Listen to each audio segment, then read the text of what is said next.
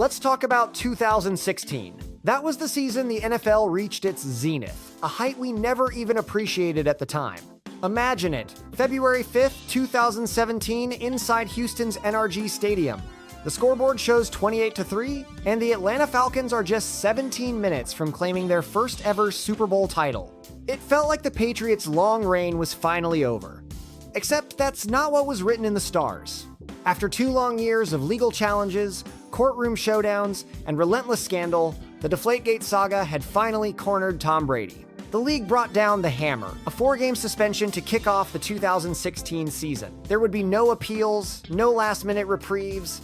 The undisputed greatest quarterback of his time was benched, forced to watch from the sidelines as the Patriots scraped by to a 3-1 start under Jimmy G and Jacoby Brissett. A decent record, but the rest of the league smelled blood in the water. New England seemed mortal, and the Sharks began to circle. This, everyone thought, was the year the AFC would finally be a fair fight. No 14-2 season for the Patriots this time, no effortless dominance. Then, Week 5 happened. Brady made his return against the Browns. You could feel the electricity in the air. The weight of anticipation was almost crushing. And just like that, Brady issued a brutal reminder of exactly who he was. 406 yards, 3 touchdowns, 0 turnovers. The Patriots obliterated them 33-13. It was a massacre. The game footage revealed a transformed player, a quarterback far more lethal than the one who had left the field in January. His decisions were instant, his release was a blur, his reads were flawless. This was so much more than a comeback. It was a declaration of war. Brady wasn't just playing well, he was playing with a cold, calculated rage. Every single play felt like a personal vendetta. Every pass he completed felt like a direct insult to Roger Goodell. The Patriots, fueled by his fury, went on a 7-game winning streak to end the season. They finished 14-2, the top seed in the AFC. Brady threw for 28 touchdowns against a mere 2 interceptions. His passer rating was a staggering 112.2. His touchdown-to-interception ratio was the best of his entire career. The suspension designed to break his spirit had instead forged a monster. Tom Brady was no longer playing just to win. He was playing to make a statement. And the statement was devastatingly simple. You can take my games, but you will never take my throne. In the AFC playoffs, the Patriots were a force of nature. They steamrolled the Texans 34-16 in the divisional round. Then they annihilated the Steelers 36-17 in the AFC Championship, with Brady carving them up for 384 yards and 3 touchdowns. The defense was suffocating opponents. The offense was an unstoppable juggernaut. Every part of the machine was firing in perfect sync as they set their sights on Houston for the Super Bowl. The tour of revenge had only one chapter left to write. But while this epic was unfolding, the rest of the league was being turned on its head. Because as Brady was reminding the world that he owned the AFC, the NFC was about to be completely rewritten by 2 rookies nobody could have predicted. The Cowboys walked into the 2016 draft with what seemed like a solid plan. They held the 4th overall selection, and conventional wisdom screamed for them to pick a new quarterback, maybe Jared Goff or Carson Wentz, especially with Tony Romo getting older. But Jerry Jones had a different vision. With that 4th pick, Dallas chose Ezekiel Elliott, a powerhouse running back from Ohio State. The move, while surprising, had its own logic. The Cowboys had built one of football's most dominant offensive lines, and they were desperate for a generational talent to run behind it. Elliott was that man. He was a physical, explosive force who could handle 25 carries a game and not even flinch. But the quarterback problem remained. Tony Romo was 36 years old and notoriously brittle. Heading into a season with him as the only hope was a catastrophic risk. So, deep in the 4th round, with the 135th pick, they took a flyer on Dak Prescott from Mississippi State, viewing him as a project. He was a player they hoped might be ready in 2, maybe 3 years. But then came the preseason. In a game against Seattle, Romo took a brutal hit. The news was devastating, a compression fracture in his back. He was out indefinitely. And in a flash, the long-term project was now the starting quarterback for America's team. Week 1 arrived, and Dak faced the Giants. His stat line was 25 for 45 with 227 yards, and the Cowboys fell 20-19. It was an unremarkable debut from a rookie just trying to manage the moment. But then, the connection with Zeke ignited. Behind that incredible offensive line, Tyron Smith, Travis Frederick, Zach Martin, the running lanes were so vast you could navigate a battleship through them. Zeke was gobbling up 5.1 yards per carry. All Dak had to do was hand him the football and not mess things up. And when he was asked to throw, he was lethally efficient. The Cowboys won, and then they won again, and they just kept winning. By week 11, Dallas was an unbelievable 9-1. Dak had racked up 17 touchdowns with only 2 interceptions. Zeke was dominating the league with more than 1,000 rushing yards. The offense was a well-oiled machine, the defense was more than holding its own, and the Cowboys had unexpectedly become the team to beat in the NFC. They would finish the season at 13-3, securing the number 1 seed, with Dak posting 3,667 passing yards, 23 touchdowns, and only 4 interceptions. His passer rating of 104.9 was the 4th highest in the league. Zeke capped his season with 1,631 rushing yards, leading the NFL to go along with 15 touchdowns. Tony Romo never took another snap in the NFL. His career died on the bench as he watched a 4th-round afterthought steal his job and carry his team to the playoffs. And he's been tormenting NFL fans from the commentary booth ever since. The Cowboys had, by complete accident, stumbled upon their quarterback of the future. The kid who wasn't supposed to see the field until 2018 was now commanding the best offense in the entire NFC. And the running back they took a chance on at number 4 was in the process of rewriting the NFL record books. This was a scenario no one could have scripted. Rookies are not supposed to do this. But it was abundantly clear that Dak and Zeke were not ordinary rookies. They were the vanguard of a new era, a league-wide awakening to the idea that fearless youth and raw talent could overthrow experience and pedigree. But the Cowboys weren't the only franchise cashing in on new talent, because the 2016 draft class was absolutely loaded, and the true superstars were not just playing in Dallas. The script for the 2016 NFL draft was supposedly set in stone. It was billed as a showdown between 2 quarterbacks, Jared Goff, the number 1 pick for the Rams, and Carson Wentz, who went second to the Eagles. Philadelphia had mortgaged its entire future to move up, but in the war rooms of both teams, there was no doubt they believed they had just secured their saviors. Goff was stapled to the bench until week 11, and when they finally threw him into the fire, the guy looked utterly overwhelmed. The results were catastrophic. In 7 starts, he managed only 5 touchdowns while throwing 7 interceptions, culminating in a dismal 63.6 passer rating. With him at the helm, the Rams went winless, a perfect 0-7. He simply wasn't ready.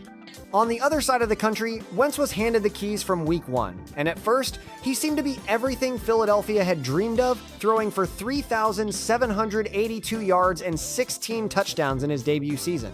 The team's record was a disappointing 7-9, but the moments of brilliance from Wentz were undeniable. But the narrative began to crack in the second half of the year, as he threw 14 interceptions and the offense completely imploded. Even so, the city held its breath, insisting they had found their man. But the real story, the one that truly shaped the league, wasn't about the quarterbacks everyone was ready to crown. Take Joey Bosa, the 3rd pick for the Chargers. His career didn't even start on the field. It started with a bitter contract dispute that saw him hold out for the entire training camp.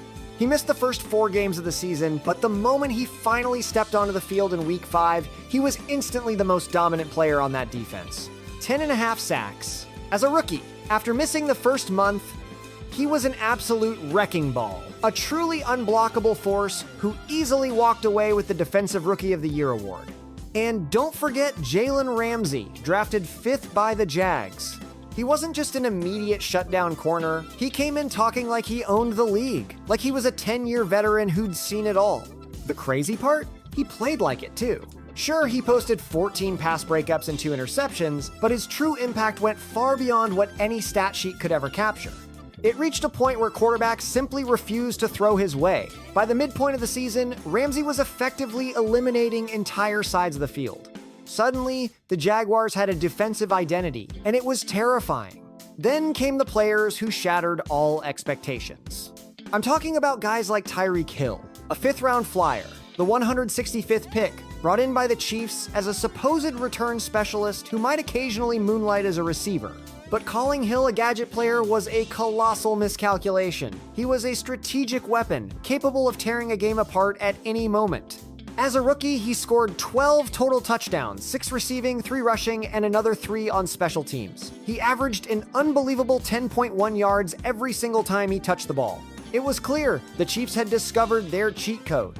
And then there was Michael Thomas, who the Saints snagged in the second round with the 47th overall pick. He stepped in and immediately became their number 1 target, hauling in 92 catches for 1,137 yards and 9 touchdowns. He may not have been the fastest guy or the most spectacular, but there was one undeniable truth. He was always open. Drew Brees suddenly had a new unstoppable target, and with that, the Saints offense roared back to life. But the talent didn't stop there. Derek Henry, Hunter Henry, Deion Jones, Keanu O'Neal. The amount of talent buried in this draft class was just staggering. We weren't just looking at a good draft. No, this was a generational wave of talent that fundamentally changed the league, forcing a massive shift towards youth and raw speed. The league's old guard was desperately trying to cling to power, but the future had just crashed the party, and it had no intention of waiting for an invitation. And while this youthquake was shaking the foundations of the league, the 2016 MVP race was escalating into an unbelievable 4-way clash. It was a battle of 4 quarterbacks, all from different eras of their careers, yet every single one of them was performing at a history-making level. And then there was Matt Ryan, who was playing the best football of his entire life. Under Kyle Shanahan, the Falcons' offense was a force of nature that no one could contain. Ryan put up monstrous numbers: 4,944 yards, 38 touchdowns, against a mere 7 interceptions. His passer rating soared to 117.1, which at that time stood as the 4th highest mark for a single season in the history of the league. He dominated the league, leading in yards per attempt at 9.3, boasting a completion percentage near 70%, and a touchdown rate of 7.1%. The numbers were simply unreal. This wasn't just a quarterback having a good year, this was a master surgeon at work. Each throw felt meticulously planned, every defensive read seemed instantaneous. While defenses sold out to double-team Julio Jones, Ryan would calmly pick them to pieces with Devonta Freeman, Mohamed Sanu, and Taylor Gabriel.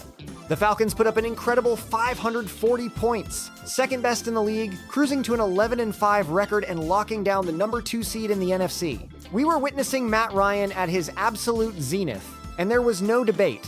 The Falcons had the most dangerous offense in the entire sport. But then there was Tom Brady, and his MVP case was forged in defiance. Returning from suspension, he went on an absolute tear, posting an 11-1 record as a starter and reminding the world that he was, and always had been, the standard. The numbers were sickening: 28 touchdowns to just 2 interceptions with a 112.2 passer rating. The man missed the first 4 games of the season and still finished second in the MVP vote. Even at 39 years old, there was no arguing the point. When the game was on the line, he was still the best quarterback on the planet. But the most dramatic story of all belonged to Aaron Rodgers. His Packers were completely adrift, struggling with a record of 4-5. Their offense was completely stuck in the mud, the defense was mediocre on its best day, and the team looked utterly defeated. You could see the frustration etched all over Rodgers' face. The team was falling apart, the season was slipping away, and then, following a Week 10 defeat, Rodgers calmly approached a microphone and spoke the 6 words that would define their entire season: "I think we can run the table."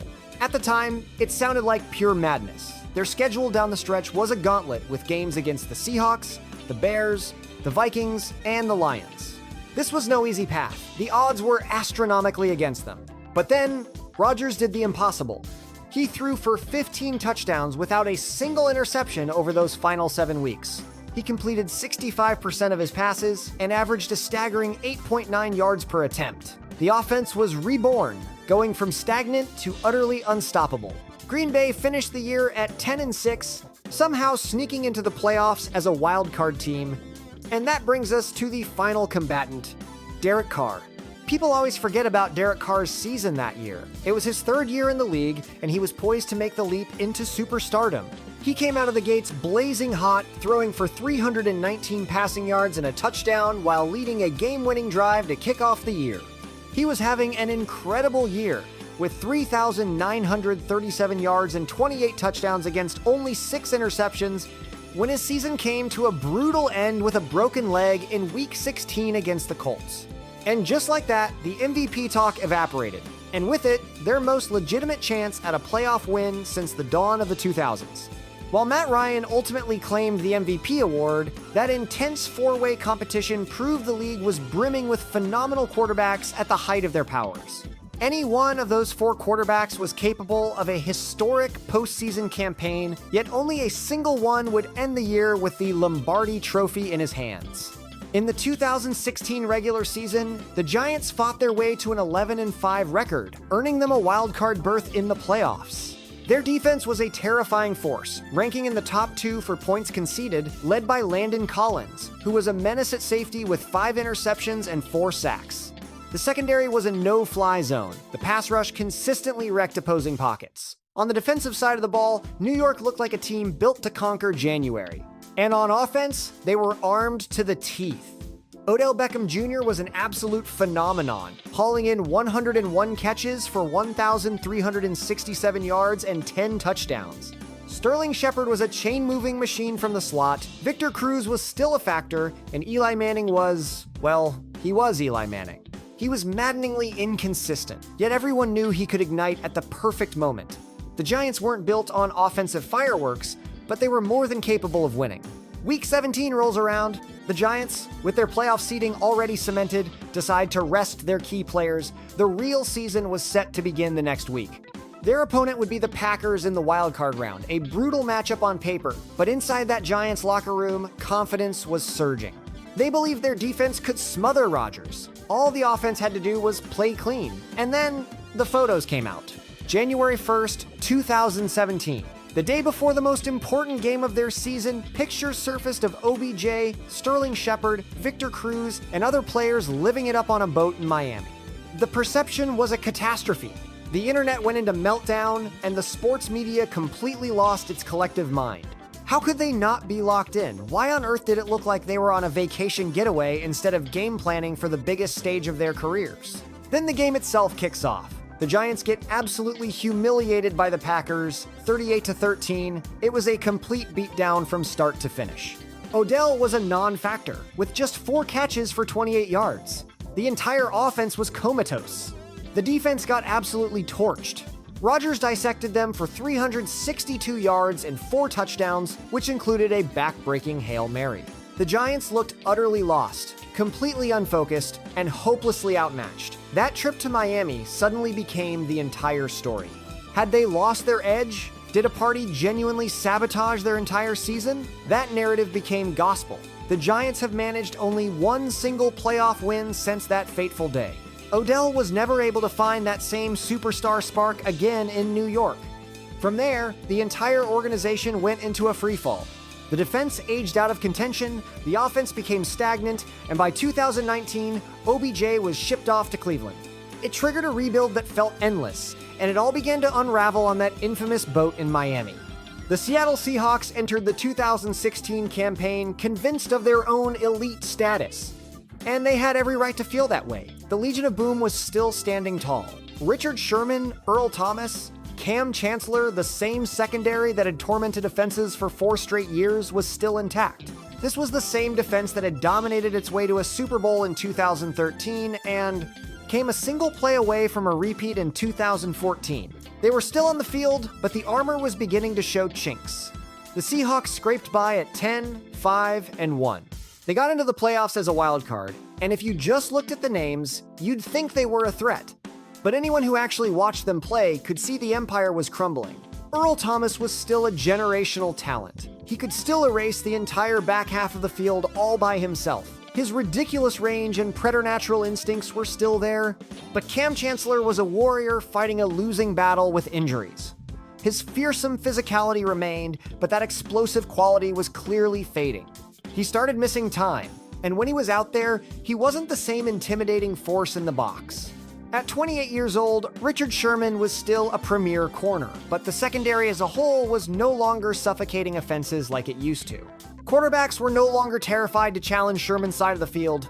They started testing him, and sometimes they were winning. The entire aura of invincibility was gone. But the most glaring weakness was their offense. Russell Wilson was getting absolutely battered. His offensive line was a complete and utter liability. It was ranked the worst in the league by nearly every metric. Wilson was the most abused quarterback in all of football, forced to run for his life on virtually every play. Despite all that, he still manufactured his own brand of magic, throwing for 21 touchdowns and running for another. But he was performing in spite of the offensive system, not as a product of it.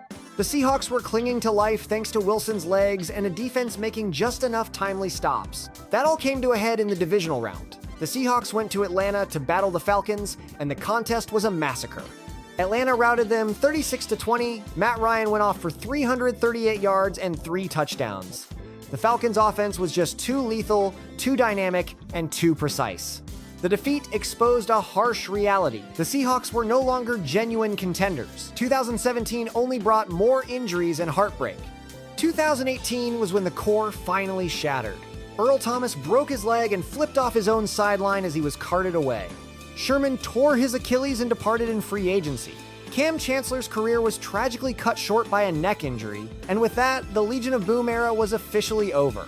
The Seahawks plunged into a deep rebuild that is only just now showing signs of ending with Mike Macdonald at the helm. The Legion of Boom faded into legend, and 2016 was the last gasp of their contender status. All that aside, the 2016 playoffs were pure, unadulterated chaos. The Giants got sent home by the Packers after their boat party debacle. The Seahawks were run off the field by the Falcons. And the Cowboys and Packers engaged in a battle for the ages. Rodgers' impossible sideline pass to Cook, Crosby's walk-off field goal, Dak's valiant comeback effort, but in the end, the Packers found a way to win. The Patriots, as always, steamrolled through the AFC, taking care of the Texans and the Steelers. And the Falcons absolutely throttled the Packers in the NFC Championship game. All season, Matt Ryan was playing on another level. An absolute force. And then it all came down to that one game, the Super Bowl.